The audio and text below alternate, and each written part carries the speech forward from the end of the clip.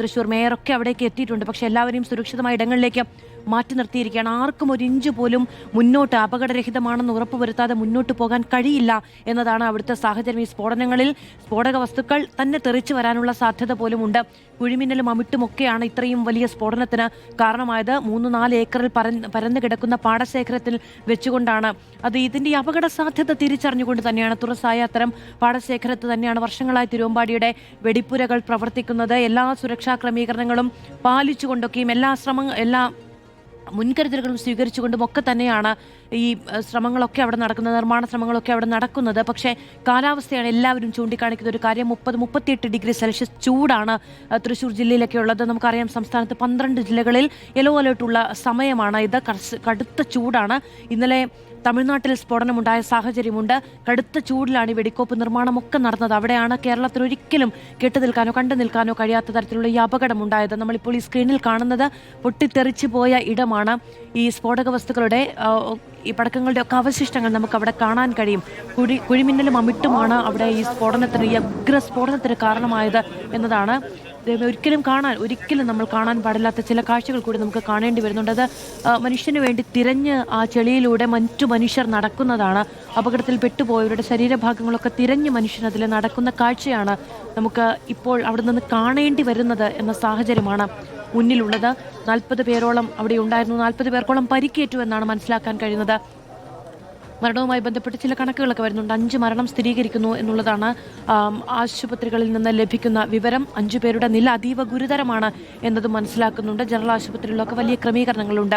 18 പേരെയാണ് നിലവിൽ മെഡിക്കൽ കോളേജിലേക്ക് എത്തിച്ചിരിക്കുന്നത്. അതിൽ പലരും അവിടെ ഈ ചില്ലൊക്കെ തകർന്നു വീണ് പരിക്കേറ്റ മനുഷ്യർ കൂടിയാണ്, അടുത്തുള്ള വീടുകളിൽ നിന്ന് എന്നുകൂടി മനസ്സിലാക്കാൻ കഴിയുന്നുണ്ട്. എത്ര പേരവിടെ കുടുങ്ങിക്കിടക്കുന്നുണ്ട് എന്നത് സംബന്ധിച്ച് യാതൊരു വിവരങ്ങളും ഇപ്പോൾ ആധികാരികമായി ലഭ്യമല്ല എന്നതും നമ്മുടെ മുന്നിലുണ്ട്. ഇപ്പോൾ ഈ നോക്കൂ, അവിടെ ആ ദൂരേക്ക് ഒക്കെ അപകടത്തിൽ പെട്ടുപോയ ആളുകൾ അവിടെയൊക്കെ ഉണ്ടോ എന്നത് പരിശോധിക്കുന്ന കാഴ്ച കൂടിയുണ്ട്. ഒപ്പം അവരെല്ലാവരും വലിയ ജാഗ്രതയിലാണ്. സ്ഫോടക വസ്തുക്കൾ തന്നെ തെറിച്ചു വീണ് കിടക്കുന്നുണ്ടോ എന്ന് അറിയില്ല. തുടർ സ്ഫോടനങ്ങൾ ഇപ്പോഴും ഉണ്ടാകുന്നുണ്ട്. വലിയ സ്ഫോടനത്തിന്റെ ദൃശ്യങ്ങൾ നമ്മൾ കണ്ടത് പ്രേക്ഷകർ ഓർക്കുമല്ലോ. വലിയ വലിയ പുകച്ചുരുളുകൾ ആകാശത്തേക്ക് ഉയർന്നു പോകുന്നത് നമ്മൾ കാണുകയുണ്ടായി. ജേസൺ ചാമോളപ്പിൽ അവിടെ നിന്ന് തുടരുന്നുണ്ട്. ജേസൺ, ആളുകളൊക്കെ ധാരാളമായി അവിടേക്ക് എത്തിയിട്ടുണ്ട്. ഇത്ര വലിയ സ്ഫോടനം, അതിൻ്റെ ആഴവും ഒക്കെ മനുഷ്യർക്ക് അറിയാം. പക്ഷേ അവിടെ ഒന്ന് പോയി പരിശോധിക്കുക എന്ന് പറയുന്നത് നിലവിൽ മനുഷ്യസാധ്യമായ കാര്യമല്ലല്ലോ ജേസൺ.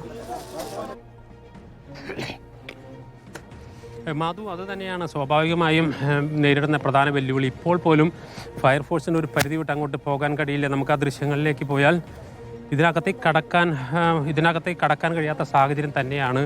ഇപ്പോഴും ഒറ്റപ്പെട്ട പൊട്ടലുകൾ അവിടെ ഉണ്ടാകുന്നുണ്ട്. സ്വാഭാവികമായി അതിനകത്ത് കരുതി വച്ചിരിക്കുന്ന കരിമരുന്നുകളാണ് ഇടവിട്ട് പൊട്ടിക്കൊണ്ടിരിക്കുന്നത്. ഇതിനകത്ത് നാം നേരത്തെ പറഞ്ഞ 21 പേരാണ് ഇപ്പോൾ ആശുപത്രിയിൽ ചികിത്സ തേടിയെന്ന വിവരം പുറത്തു വരുന്ന. 5 പേരുടെ മരണം സ്ഥിരീകരിച്ചിട്ടുണ്ട്. സമീപ പ്രദേശങ്ങളിൽ നിന്നൊക്കെ പല ശരീരാവശിഷ്ടങ്ങൾ ഇവിടെ നിന്ന് കൊണ്ടുപോയിട്ടുണ്ട്. ഇപ്പോഴും ഇതിനകത്ത് പൊട്ടിക്കൊണ്ടിരിക്കുന്നത് മൂലം ഫയർഫോഴ്സിൻ്റെയോ നാട്ടുകാർക്കോ പോലീസിനോ രക്ഷാപ്രവർത്തനം നടത്താൻ കഴിയാത്ത സാഹചര്യമുണ്ട്. പതുക്കെ തീ അണഞ്ഞാൽ മാത്രമേ അങ്ങോട്ട് പോകാനാകൂ. ഇപ്പോൾ നമുക്ക് ആ ദൃശ്യങ്ങൾ വളരെ വ്യക്തമാണ്. മറ്റെല്ലാ ഭാഗവും കത്തി അമർന്നിരിക്കുന്നു. ഇപ്പോൾ ഒരു വെടിപ്പുര മാത്രം നിന്ന് കത്തുകയാണ്. ബാക്കി ഏകദേശം 3-3.5 ഏക്കർ വരുന്ന ഈ വലിയ പ്രദേശം, ഈ വലിയ വിശാലമായ വെടിപ്പുര പ്രവർത്തിച്ചിരുന്ന ഈ പ്രദേശത്തെ ബാക്കി എല്ലായിടത്തും കത്തി അമർന്നിരിക്കുന്നു. ഇപ്പോൾ ഒരു വെടിപ്പുര മാത്രം നിന്ന് കത്തുന്നു. അതിന് സമീപത്ത് വലിയ ടാങ്കുകൾ കിടക്കുന്നുണ്ട്. കുഴിമിന്നലിനും അതുപോലെ തന്നെ ബിരിയാമുട്ടിനൊക്കെയും തയ്യാറാക്കി വെച്ചിട്ടുണ്ട്. അതിലൊക്കെ മരുന്നുണ്ടോ എന്നതുപോലും വ്യക്തമല്ല. അത് കത്തിത്തീർന്നതാവാൻ സാധ്യതയില്ല. കാരണം സ്വാഭാവികമായും അതേ രൂപത്തിൽ തന്നെയാണ് നിൽക്കുന്നത്. ഈ പരിസരത്ത് വലിയ തോതിൽ തീ പടർന്നപ്പോൾ അത് മരുന്ന് നിറച്ചതായിരുന്നെങ്കിൽ അത് പൊട്ടേണ്ടതായിരുന്നു. പക്ഷേ അതിനകത്ത് പൊട്ടാതിരിക്കുന്നത് കൊണ്ട് തന്നെ അതിനകത്ത് മരുന്ന് ഉണ്ടാകാനുള്ള സാധ്യതയില്ലെങ്കിൽ പോലും ഒരു സുരക്ഷിതത്വവും അങ്ങോട്ട് കടക്കാനില്ല. പതുക്കെ ഓരോ അറ്റത്തു നിന്നും തീ അണച്ചുകൊണ്ട് പൂർണ്ണമായും നിയന്ത്രണ വിധേയമായതിനു ശേഷം മാത്രമേ ഇതിനകത്തേക്ക് കടന്ന് ഇതിനകത്ത് ആളുകളൊക്കെ ഉണ്ടോ എന്ന പരിശോധന നടത്താൻ കഴിയും.